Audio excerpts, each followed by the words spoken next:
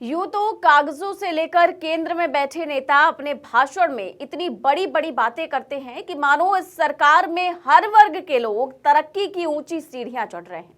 वित्त मंत्री बड़े ही गर्व के साथ बजट को लेकर लंबा चौड़ा भाषण देती हैं। बजट को लेकर दिए गए भाषण और उनमें की गई घोषणाओं का जिक्र न केवल सदन में बल्कि सदन के बाहर भी खूब गूंजता है, जिसको लेकर केंद्र में बैठी मोदी सरकार जमकर वाहवाही भी लूटती है। लेकिन सच्चाई तो यह है कि भारत की 140 करोड़ की आबादी में से 100 करोड़ लोग आर्थिक तंगी से परेशान हैं। इन 100 करोड़ लोगों के पास खर्च करने के लिए पैसे नहीं हैं और केवल 10% लोग इकोनॉमी को चला रहे हैं। ये सारी बातें मैं नहीं कह रही हूं, बल्कि एक नई रिपोर्ट सामने आई है जिसने हंगामा मचाकर रख दिया है और मोदी सरकार के दावों की धज्जियां उड़ाकर रख दी हैं। क्या है इस रिपोर्ट में और आखिर क्यों इस पर इतना हंगामा मचा हुआ है, सब कुछ आपको विस्तार से बताएंगे। तो सबसे पहले बताते हैं कि आखिर ये रिपोर्ट है किसकी। तो ब्लूम वेंचर्स की इंडस वैली एनुअल रिपोर्ट 2025 में ये सारी बातें सामने आई हैं। ब्लूम वेंचर्स की स्टडी में दावा किया गया है कि देश की करीब 100 करोड़ जनता यानी 90% लोग अपनी मर्जी से खर्च करने की ताकत नहीं रखते। ये लोग जरूरत के अलावा सामान या सुविधाएं नहीं खरीद सकते। वहीं देश के केवल 10% लोग यानी कि 13 से 14 करोड़ लोग अर्थव्यवस्था को चला रहे हैं। रिपोर्ट कहती है कि अमीर लोग और अमीर हो रहे हैं, लेकिन उनकी तादाद नहीं बढ़ रही है। यानी जो पहले से पैसे वाले हैं वो ज्यादा कमाई कर रहे हैं, लेकिन नए लोग इस ग्रुप में शामिल नहीं हो रहे हैं। मतलब कि जो अमीर पहले से है वो और अमीर हो रहे हैं, लेकिन और लोग नए अमीर नहीं बन पा रहे हैं, वो गरीब ही रह जा रहे हैं। वहीं जो 100 करोड़ लोग हैं देश के, वो जरूरत के लिए सामान तो खरीद ले रहे हैं, लेकिन एक्स्ट्रा खर्च करने के लिए, अपने शौक को पूरा करने के लिए उनके पास रुपए नहीं है। 100 करोड़ लोगों के पास जरूरी खर्चों के अलावा कुछ भी खरीदने के लिए पैसे नहीं बचते। ये लोग आर्थिक तंगी और जैसे तैसे घर चलाने की जद्दोजहद में लगे हुए हैं, जिनके पास जरूरी खर्चों के अलावा कुछ भी खरीदने के पैसे नहीं हैं। यानी कि 90% लोग ऐसे हैं जो इससे जूझ रहे हैं। वहीं दूसरी तरफ देश के केवल 10% यानी कि लगभग 13 से 14 करोड़ लोग ही हैं जो अर्थव्यवस्था को चला रहे हैं, क्योंकि ये लोग ही सबसे ज्यादा खर्च करते हैं और देश की तरक्की में अहम किरदार निभाते हैं।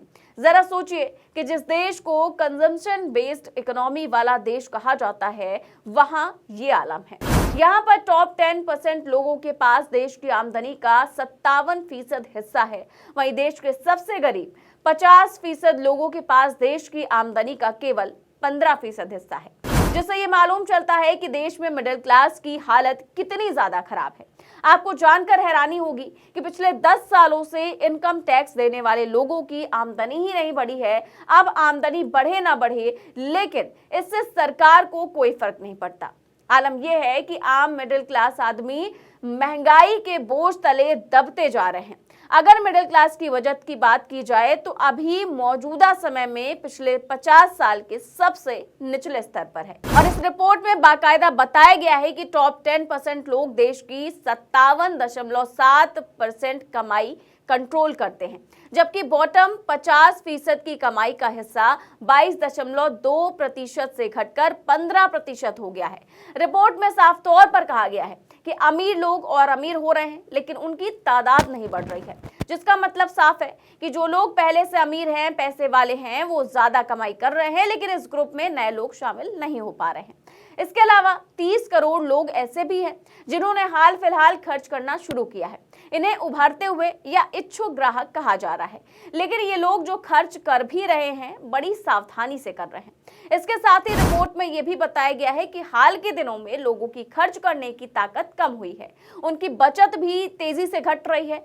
वहीं दूसरी ओर कर्ज का बोझ लगातार बढ़ता जा रहा है। इस वजह से बाजार का तरीका भी बदल गया है, जिसकी वजह से कंपनियां अब सस्ते सामानों की जगह प्रीमियम प्रोडक्ट्स पर ज्यादा ध्यान दे रही हैं। वहीं इसके उदाहरण की बात की जाए तो इसका सबसे बड़ा उदाहरण रियल एस्टेट सेक्टर है, क्योंकि इसमें ये ट्रेंड साफ तौर पर नजर आ रहा है।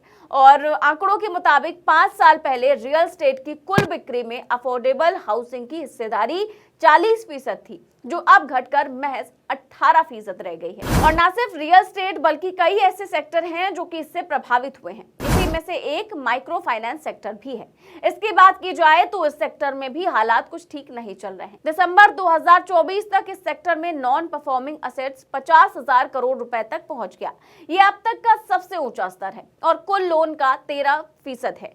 एनपीए के बारे में विस्तार से बात की जाए तो इसका मतलब ये है कि वो लोग जो लोन वापस नहीं कर पा रहे हैं। गरीब लोग माइक्रो फाइनेंस से छोटे छोटे लोन लेते हैं, लेकिन उन्हें बैंक से आसानी से लोन नहीं मिलता, पर अब उनकी लोन चुकाने की ताकत भी कम हो रही है। इसी रिपोर्ट में यह भी दावा किया गया है कि कंपनियां अब सस्ते प्रोडक्ट्स बनाने की जगह महंगे और प्रीमियम प्रोडक्ट्स पर जोर दे रही हैं। उदाहरण के तौर पर जैसे लग्जरी अपार्टमेंट्स की डिमांड बढ़ रही है, जबकि अफोर्डेबल घरों की हिस्सेदारी 5 साल में 40% से गिरकर सिर्फ 18% रह गई है। महंगे स्मार्टफोन्स धड़ाधड़ बिक रहे हैं, लेकिन सस्ते मॉडल्स के खरीदार कम हो रहे हैं। कोल्ड प्ले और ईडी शेरन जैसे इंटरनेशनल स्टार्स के महंगे कॉन्सर्ट टिकट पलक झपकते ही बिक जाते हैं, जबकि आम जनता के लिए मनोरंजन भी महंगा होता जा रहा है। वैसे ही कोई पहली रिपोर्ट नहीं है जिसमें देश की अर्थव्यवस्था को लेकर इतना बड़ा खुलासा हुआ हो, बल्कि इसे लेकर बीबीसी की भी एक रिपोर्ट में दावा किया गया कि कोविड के बाद भारत की अर्थव्यवस्था की रिकवरी के शेप्ड की रही है। यानी अमीरों के लिए अच्छे दिन आ गए, लेकिन गरीबों की हालत और खराब हो गई। यानी अमीरों के लिए दुनिया और चमकदार हो गई, जबकि गरीबों के लिए चीजें पहले से ज्यादा मुश्किल हो गई। इसके साथ ही मार्सलस इन्वेस्टमेंट मैनेजर्स के आंकड़ों के मुताबिक भारत का मिडिल क्लास भी मुश्किलों में फंसता जा रहा है। महंगाई के साथ उनकी सैलरी में कोई खास इजाफा नहीं हुआ। पिछले 10 सालों में टैक्स देने वाली मिडिल क्लास की इनकम असल में स्थिर ही रही है। यानी महंगाई के हिसाब से देखें तो उनकी सैलरी आधी हो चुकी है। आज की बात करें तो मध्यम वर्ग की सेविंग्स 50 साल के सबसे निचले स्तर पर है। लोगों की जरूरतें बढ़ रही हैं, लेकिन आमदनी वैसी की वैसी बनी हुई है। वहीं इस ब्लूम वेंचर्स की रिपोर्ट को लेकर राजनीतिक दल भी भाजपा पर हमलावर हैं। इसी बीच कांग्रेस ने ब्लूम वेंचर्स का हवाला देते हुए देश की मोदी सरकार पर हमला बोला है। आरोप लगाया है कि मोदी सरकार में सारी नीतियां सिर्फ और सिर्फ पूंजीपतियों के लिए बनाई जा रही हैं। ये सरकार गरीबों की जेब काटकर अमीरों की तिजोरियां भर रही है। और साथ ही साथ ये भी साफ हो गया है कि नरेंद्र मोदी सिर्फ अमीरों के लिए काम करते हैं, गरीबों की परेशानी से उन्हें कोई मतलब नहीं है। वहीं कांग्रेस अध्यक्ष मल्लिकार्जुन खड़गे ने भी इसे लेकर मोदी सरकार पर निशाना साधा और उन्होंने इस रिपोर्ट को कोट करते हुए एक्स पर पोस्ट किया कि देश के 140 करोड़ लोगों में से 100 करोड़ लोगों के पास जरूरी खर्चों के अलावा कुछ भी खरीदने के लिए पैसे नहीं बचते। ये लोग आर्थिक तंगी और जैसे तैसे घर चलाने की जद्दोजहद में लगे हुए हैं। ये चौंकाने वाला आंकड़ा देश में बढ़ती तंगहाली और बदहाली की कहानी बयां कर रहा है। गौरतलब है कि बजट और अन्य मुद्दों को लेकर भाजपा पहले ही घिर रही थी। वहीं अब इस रिपोर्ट के आने के बाद सरकार पूरी तरह से एक्सपोज हो चुकी है। फिलहाल आपकी इस रिपोर्ट पर क्या राय है, हमें कमेंट बॉक्स में जरूर बताएं। चैनल को सब्सक्राइब भी करें और ज्वाइन भी करें। नमस्कार।